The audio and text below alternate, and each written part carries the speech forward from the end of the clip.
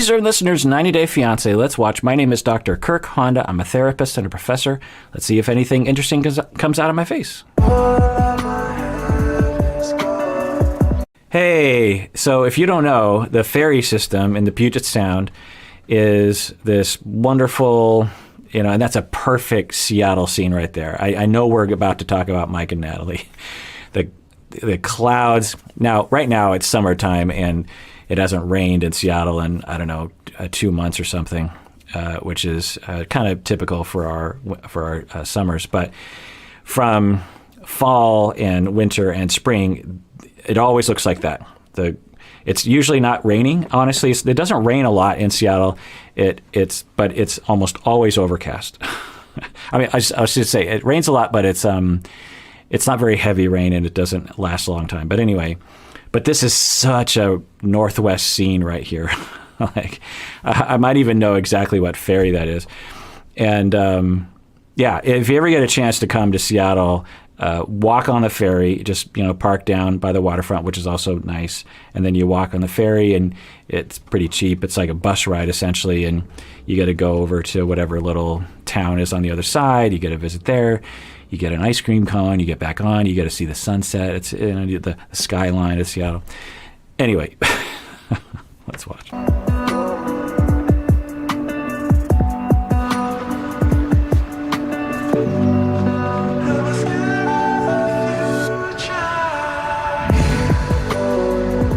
Yeah, I think they're in Lincoln Park, which is in West Seattle. If I'm reading the terrain correctly, it's a wonderful park. It's huge. Hardly anyone ever goes there. It's kind of nice. There's a waterfront as well. Not home? You're not home. How are we supposed to spend time together when you don't come home? Honestly, just felt good to call Natalie out because she's no angel. And I'm tired of her throwing stuff in my face. So you know what? I threw it right back at her. As I've been saying for a while, I think that they're both done with the relationship, particularly Mike. I know a lot of people think that he was done when she threw the ring at him and when she said she didn't love him a couple seasons ago. I don't think that's the case. I have no idea. None of us know what's in his heart, particularly him, because he doesn't talk about it. But I think that during this season, I think that if I had a percentage, I would say that around the time of just before their wedding, he was like 50-50. And for whatever reason, he got pushed to 51% and actually got married. Well, I guess because he felt bad that she would be deported and she'd be in a bad situation. And then ever since the marriage, things have been slowly declining from there, 50%. And I think now he's essentially at zero. And it's demonstrated by his attitude that they had a pretty big conflict last night. And most of the time you would, so a typical place to be in after a fight like that is, well, I'm right and she's wrong, and it's normal to be undifferentiated in that way. But at the same time, usually people say like, but maybe I was too harsh. Some effort, some thoughts and worries about, did I damage the relationship? Did I push him away? Mike doesn't seem to have any evidence of that, but let's watch. No. I just don't feel like I'm a priority in Natalie's life anymore.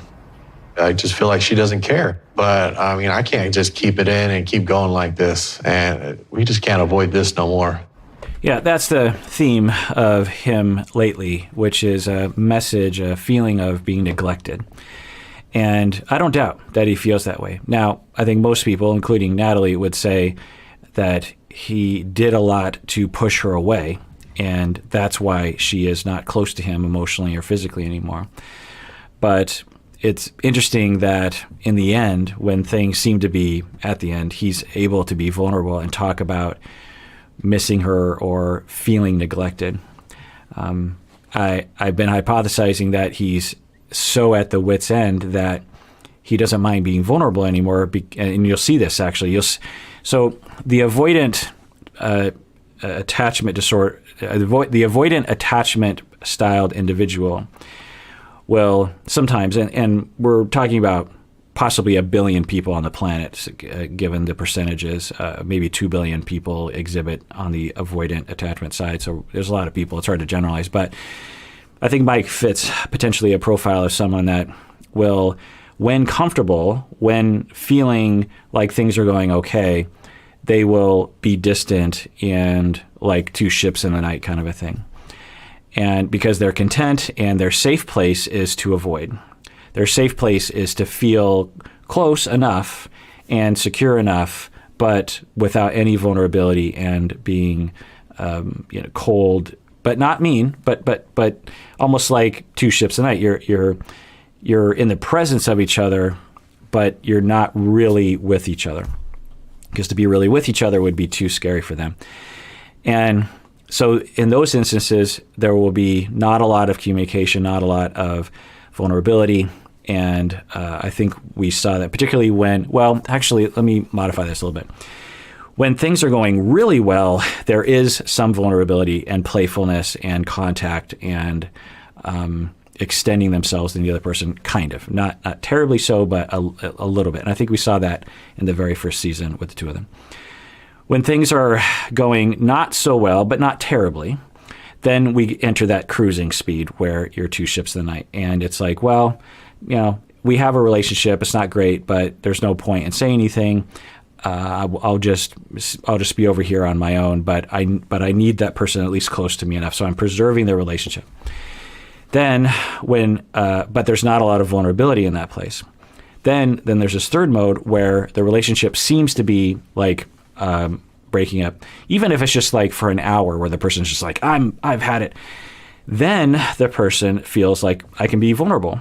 I can tell you exactly, or at least part of what's on my mind and what's in my heart, because I'm on the way out the door. We actually, as therapists, have this saying. We call it a doorknob statement or something. I can't remember what we call it. Some phrase we use that some clients who, for whatever reason, maybe because of avoidant attachment, will be very distant and not vulnerable through the 49 minutes of the session.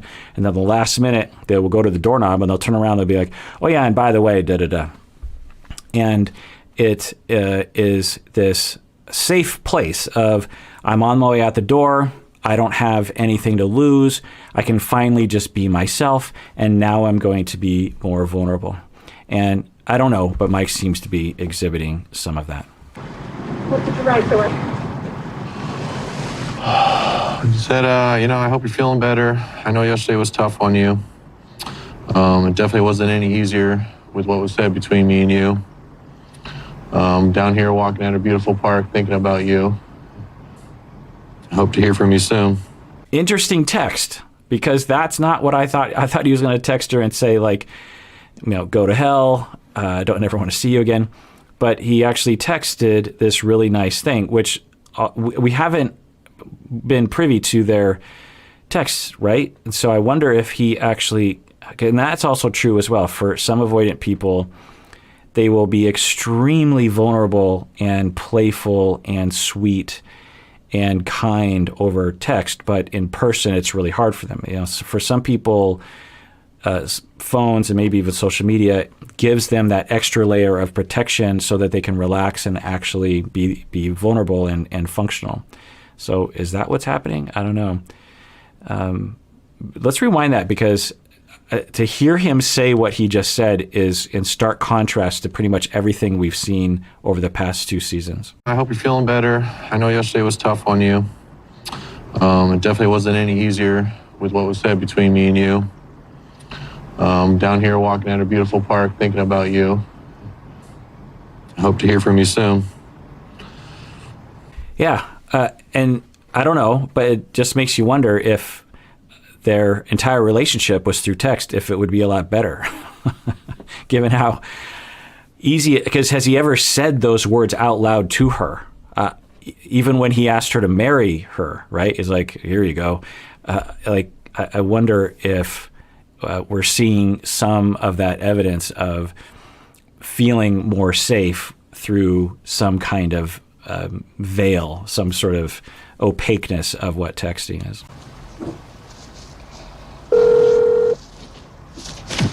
What's up, you punkosaurus? What are you doing? I just need to process some. Yeah, where's Natalie right now? She's at Juliana's. All right, so let's imagine triangulation, whether it's functional or dysfunctional.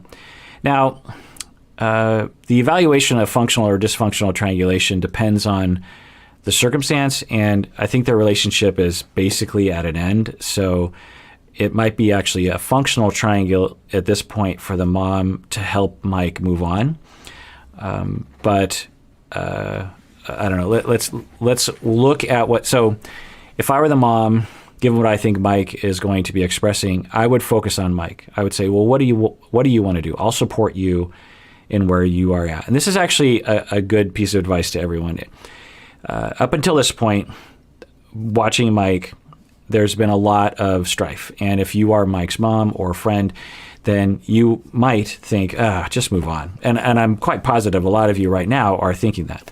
If Mike called you in this moment, you'd just be like, just leave, cut loose. The two of you weren't made for each other for several seasons now. Stop frustrating us with this limbo relationship. But, and I get that, and that's a normal countertransference. It's a normal knee-jerk reaction or bias. But I've been with enough people to know that they will flip-flop a lot. And if you want to be a good friend, you want to be with them as they flip-flop. Meaning that on one day they want to leave, the next day they don't. And to be a good friend is to allow that and to not pressure them. Because, of course, they're going to flip-flop without you or not. And if they think of you as a aggravation to that flip-flopping, they won't reach out to you. Or you don't want to provide any undue influence. People just have to go through what they have to go through. So best case scenario, I think the mom says, well, how you feeling? What's going on? What do you want? I'll support you if you want to leave. I'll support you if you want to give it another try. What do you want, Mike? How do you feel? Let's see what the mom says.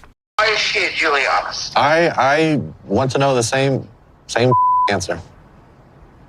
We had that fight last night, and Well, so you guys have a fight every night. You know why? She does it on purpose so she has an excuse to leave. Yikes. So I don't know why I thought any different. This makes me wonder if the two, I always wonder what they have been through as a family. It's very important to understand, particularly these kinds of relationships. The same went with Colt and Debbie. I always wondered, what was up with the dad? The dad died, which was a huge loss in the family. But what was the relationship like as they were growing up? The three of them lived together in somewhat of an enmeshment, I think. What was the dad like? I mean, we know nothing about that. Same here. We know nothing about what the dad was like. What did they go through? Did the two of them have to bond against the dad? Did Debbie and Colt have to bond against that? I don't know. So there's probably mountains of context that would explain a lot as to what's happening right now. And I wish I knew the information. Yeah, I just don't get where Natalie turns around and she does the most evil stuff. And it is evil. Yikes. Evil. Yeah. Disagree, Mom. So now if you're Mike, what would you do? I think, because Mike just got done sending a nice text, so presumably Mike is still at least wanting to be cordial or something. If you're Mike, you might say, Mom, I get it, but can you tone it down a little bit? I'm just looking for some support. I don't want to pile on, and you don't know her the way I know her. She's actually a pretty good person. Or if you're Mike, you don't call your mom because you know what you're going to get, and you call someone else that's a better listener. yeah, Well, when she does be mean like that, that just tells me that this whole thing about getting over here to America, it didn't matter if it was you, son, or some other man. There it is, the xenophobic racism that we love so much on this show. I don't think that's true. Who knows? Could be true, but it really doesn't seem that way. Natalie does not seem, of all the people we've watched on this show, Natalie did not seem that way. She seemed legitimately in love with him in the beginning. If she truly was just out for the green card, she wouldn't have thrown the ring back at him. She wouldn't have said, I mean, there were so many different points where she was speaking her mind and was going against the evil machinations of someone on a mission to get a green card. Yeah, I just don't agree with that at all. Now, the mom can have a complaint, could be like, I don't like the way that she has talked to my son. I don't like what she has done to my son. I don't like the torment that he's been through. That's okay. You care about your son. That's fine. But to extend that into evilness and then to attach it to the typical tropish xenophobic racism is not a good look. She doesn't even like you. That's how I look at it. She's a snake in the grass. She's a scammer, period. And then you wonder about how much the mom has played a role in influencing Mike. Because I don't know, from the beginning I always thought that the mom, she's an important figure in his life. But I always thought that Mike had enough ambivalence and enough attachment issues to aggravate the relationship with or without the mom. But the more the mom exhibits the way she talks about things, because she's not asking him how he's doing. She's not asking him, what do you want to do? She's not asking him how he feels. She's just lecturing in this extreme way, and he isn't pushing back. He's just absorbing. And I wonder what's going through his mind right now. Is it complacency? Is it loyalty to mom? Is it silence because he doesn't really agree? I wonder what's going on with Mike. I can't talk about her like that. I don't know. I believe the minute she gets her work visa and the minute she gets her green card, she's going to be gone. So Mike says, in a very, very Mike way, in a very, very passive Mike way, oh, well, I don't know if I can talk about her like that. A more direct statement would be, Mom, I disagree. That would be the direct statement. A very indirect statement was the way that he said it, which is fine. She interrupts him and piles on even more. So we're potentially probably seeing a glimpse into the relationship, a microcosm of their entire relationship. And we wonder where Mike's avoidant attachment and attachment insecurities and maybe even his attraction to women with a lot of erratic emotionality, if you will, rigidness, if you will, comes into play. Who knows? Let's continue watching.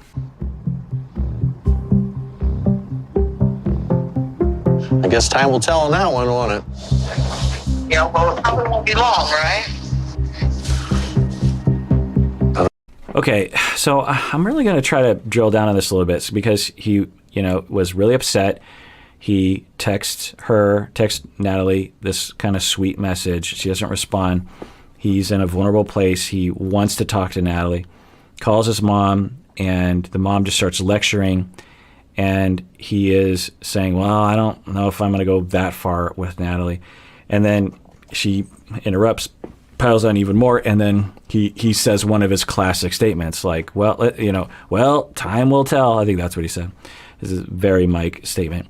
And you get the impression, maybe, that this is something that he's been doing since he was a child, that the mom would lecture about someone, maybe the dad, and he would just have these distancing things, non-committal things to say, because if he speaks his mind, the mom might lay into him emotionally. And if he agrees, then he has to give up himself. And so he's just retreating to this non-committal space, which we have seen him do a lot with Natalie, perhaps in ways that weren't called for, but maybe were called for when he was young. I don't know. Total speculation. Well, don't know. I could divorce her ass and she'd go back. And if you don't get the jump on it, you're going to be in a world of hurt. What is she talking about? If you don't get the jump on it, what is she talking about? Like legal separation of assets? Because there's no getting a jump on that. That's just an equation in Washington State. You essentially just plug in the numbers of assets and, they divvy it up. So there's some nuance there. But then, of course, the mom has that other part of send her back. if you're truly concerned about your son, then you would listen to what he's saying. You would ask how you feel. You would ask what he wants to do. And then if he wanted to break up, then you'd say, okay, sounds like maybe not living with her, getting divorced, moving on with your life, finding someone else. That's your concern. But her concern seems to be, I want to get Natalie. I want to get revenge on her. She does. The mom isn't saying this, but we've seen other people on the show. She doesn't deserve to be in America. Those dirty foreigners trying to get all of our gerbs, all that kind of. Anyway, it's problematic to say the least. And now, with this instance, it's just Natalie that might be the victim of it, but we understand that this is not just Natalie as the victim. We have millions of people in the United States, around the world, that suffer from this kind of American bullcrap. You need to get that ball rolling.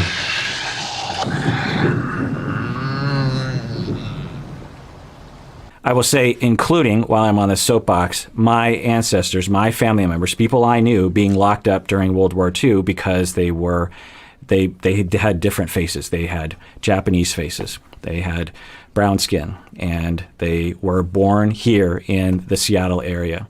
They were born here in Washington State, and they were locked up because there were people who had this kind of attitude that said they need to go back home and they are a threat and we need to do something about it because us white people that are entitled to Native American land, and we're not immigrants, we're the deserving people because we are the superior race, and those other brown people don't even. Yeah. What do you think about the stuff that your mom's saying to you? No, I mean, my mom's got her thoughts and opinions and stuff, I mean, I don't agree with everything that my mom tells me, or, I do think there is love down there somewhere. Maybe not as much anymore. Interesting. I think that there's love down there, he says. And I actually agree with him. And I know a lot of people don't agree with that, but I actually agree that if they just went back to that therapist, the Dave, Doug, Dan guy that they went to in Squim, seemed to be on a roll with them in one session. Please, 90 Day Fiancé cast members, go to more than one session. Maybe go for a year. Give it a try. It's wonderful. Therapy's great. It helps. When you have a broken arm, go to a physician. When you have a toothache, go to a dentist. When your plumbing springs a leak, you call a plumber. And when your marriage is going through things like this, you call a couples therapist. You just do it. I'm pretty sure he has insurance. He works for a construction company. He probably has pretty good health insurance and probably doesn't have to pay anything, maybe $20 a session. Who knows? Anyway, so, but I wonder if for Mike, one, my estimation of his 50% coming down, because I've been estimating that he was at 100% in the beginning, however many seasons ago. Then the ring happened and he went down to like 75, and then the I don't love him and he went down to like 60, and then that season when she came out he went down to like 50, and then he got married at 50, and then it's been a slow decline. Maybe he's higher than I thought he was, because and the other hypothesis is that as he got things off of his chest, he was finally able to be vulnerable and honest. And sometimes with avoidant people, when they're like that, it feels good to be finally honest and to get things off your chest, and then you can actually love again. And I've actually seen couples do this where they will have huge blow-ups and then they'll be even more in love afterwards. So now, I don't recommend people have huge blow-ups, but what I do recommend is that people have periods of time where they both are honest with each other, and that might mean disappointing each other. It might mean communicating disappointment in the other person. It doesn't mean attacking. It might have a tinge of that. There's a risk of that. But honesty and like, I got to get some crap off my chest, and and sometimes, things get a little heated. And we, especially in the United States and mainstream American culture, see that as a negative thing because we come from, our main cultural lineage comes from Northwest Europe, which tends to be more subdued in emotions for whatever reasons going back in their history, but it's not functional. We probably should have some balance. We should have some Italian in us, if you will, where we will be more expressive occasionally and get things off of our chest. I don't want to generalize about Italians, but from what I understand, there's a little bit more expressiveness. And anyway, so I wonder if for Mike, having that big blow up actually helped him to have some affection for Natalie. It'd be interesting. But my goodness, what a roller coaster. I mean, if they decide to stick, because I don't know about you, but I've been like, yeah, this is on the way out. They're going to divorce. This relationship is over. But if they get back together and we have another season of them and it's more of this without them going to therapy, I don't know if I can bear it. She's my wife. That's my mom. That's a place to be in the middle of, you know? And it is totally effed up that the mom puts him in between. That the mom why wouldn't the mom be on his side? Why wouldn't the mom, the mom is essentially demanding that he label her evil and try to get her deported. And, so now he's in this position where he's trying to please his mom. And you just, again, wonder about the ongoing relationship, and particularly when he was a child with his mom with respect to this dynamic. My mom doesn't like Natalie. My mom has said that clearly, but it's not her life. Like, I don't want to ask for a divorce or anything stupid like that because Natalie is very important to me, and I am going to try to keep working on it. The question is she going to work on it with me? Then you also wonder, I don't think this is a very strong hypothesis, that he is actually wanting to go back to Natalie to rebel against the mom because he didn't like the way the mom was talking to him, that he felt like she was being overpowering and not listening to him. And so he feels like, I'm going to show my mom by rebelling against her. That's not a strong hypothesis, but it would be with another person in this situation.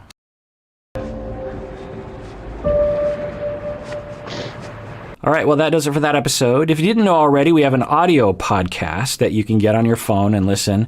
Some people like to watch the YouTube channel. Some people like to listen to the audio podcast. Some people like both. If you didn't know about it, you can just subscribe on a podcast app on your phone to Psychology in Seattle. Up to you. And everyone out there, please take care of yourself because you deserve it. You really, really do.